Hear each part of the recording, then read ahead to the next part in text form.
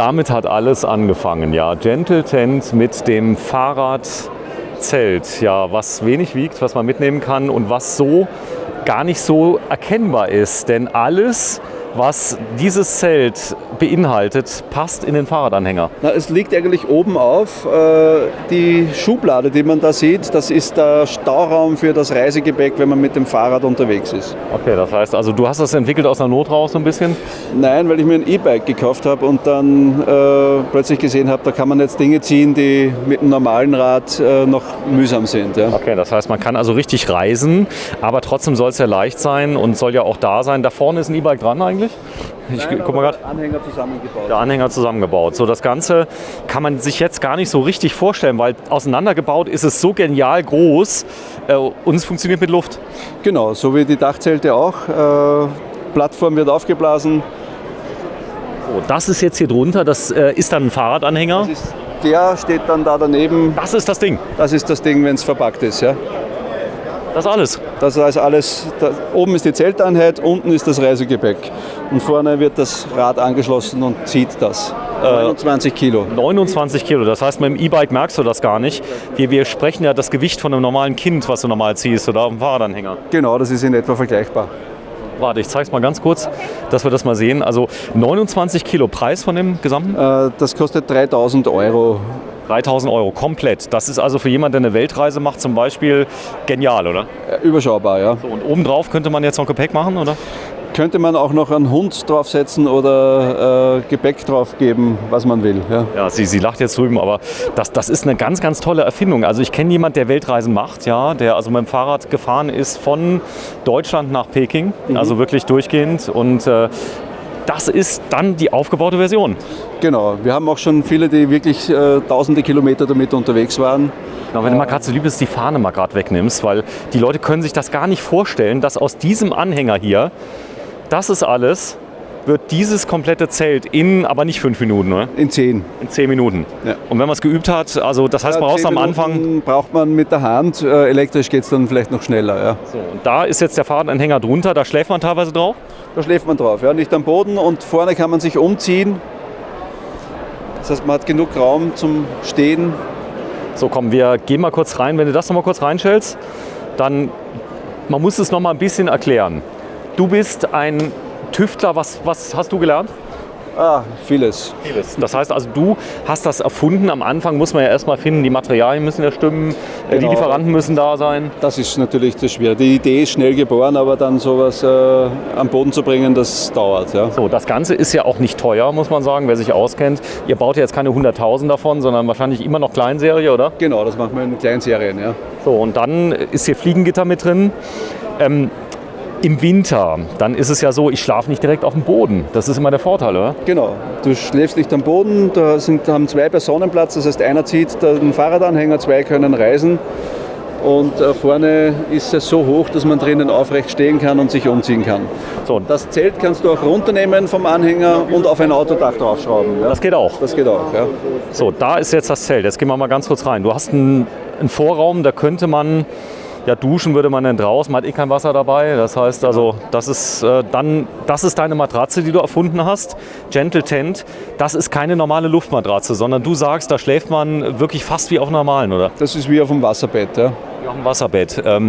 Was ist das für ein Rücken? Tut's weh morgens oder geht's? Nein, da gibt es extrem gute Erfahrungen damit, ja. Das ist auch zusammengepackt, sehr leicht. Es wiegt wie viel? Ich glaube 2 Kilo oder so. 2 Kilo. Aber dann habe ich Schlafkomfort. Ja, genau. So, und das hält dich aus. Wenn du mal kurz drauf gehst, mach mal bitte. Du wiegst wie viel heute? Das sage ich lieber nicht. Okay.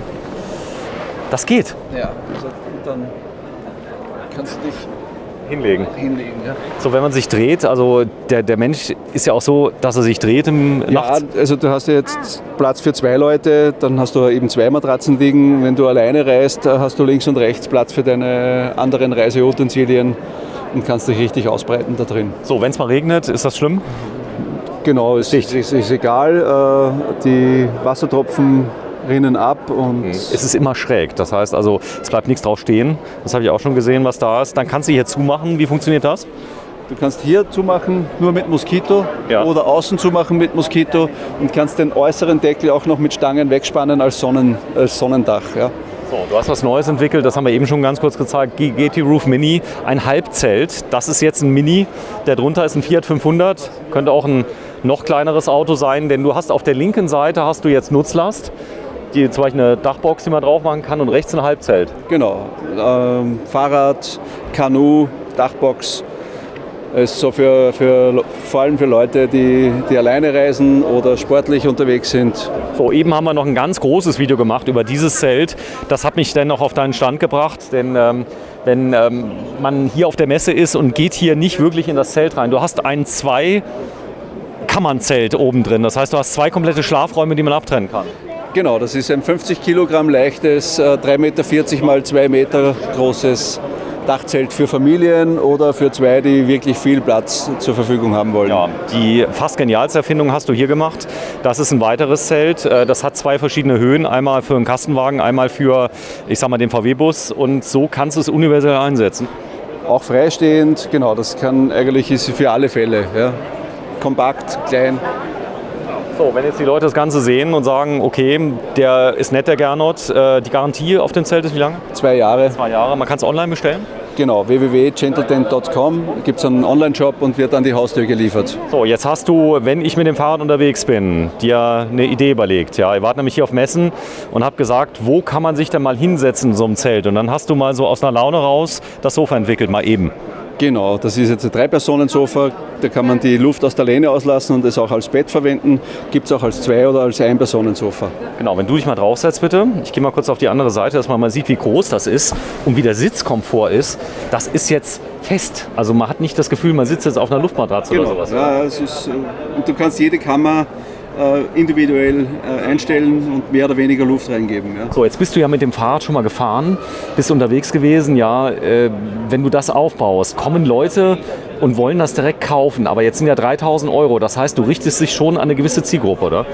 Ja, das ist ja, wir haben ja unterschiedlich große Produkte, unterschiedlich aufwendige Produkte.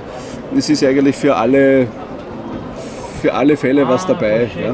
So, jetzt gibt es ja große Anbieter, die haben auch so aufblasbare Zelte. Immer habe ich das Gefühl, jetzt machen sie es aufblasbar, du brauchst trotzdem eine Stunde zum Aufbauen gefühlt. Ja. Du brauchst 5 Minuten. Waren da schon Anfragen von der großen Industrie, die gesagt haben, wir hätten das gerne? Gibt es auch immer wieder, ja. Aber da sind wir eher konservativ und wir wachsen. Das selber. Genau, wir wachsen schön. So, jetzt ist hier, das ist also quasi die optimale Erweiterung. Du hast ein Dachzelt oben drauf, du hast einen ganz normalen VW-Bus, da können die Leute drin sitzen, können reisen, du kannst das Gepäck transportieren, kannst es hier transportieren. Das ist eigentlich schon fast eine Erweiterung vom Normalfahrzeug zum Camper, oder? Und vor allem sehr kostengünstig. Also mit einem Vorzelt um 1.500 € und einem großen Dachzelt um 3.000 € ist man eigentlich voll equipped. Ja, du hast einen riesen Auftritt, da sieht man es hier. Du hast einen Katalog, du hast eine tolle Webseite, nehme ich an, wo man alles sehen kann. Man kann es bestellen. Die Lieferzeit? Das ist von Produkt zu Produkt unterschiedlich, aber momentan sind wir mit vielen Dingen, gibt es Lager und können prompt geliefert werden. So ist es, ja. Last but not least, das Zelt hier, was ist das für eins? Das grüne hier? Das ist für Kastenwegen, Wohnmobile und Karawanen. Freistehendes Vorzelt, das hinten sehr hoch Preis ist. Von dem? 1.400 auch. So. 1.400 €. Also wer sich da auskennt, da gibt es Zelte, die sind wesentlich teurer von den Wettbewerbern. Das heißt auch vom Preis-Leistungs-Verhältnis her, der Preis kommt gut an? Sehr gut, ja. Die Leute sind sehr zufrieden, was das betrifft. Ja. Gernot, vielen, vielen Dank. Und das Ganze ist von gentletent.com. Und damit hat alles angefangen mit diesem Fahrradzelt. Danke, Gernot. Danke euch, danke.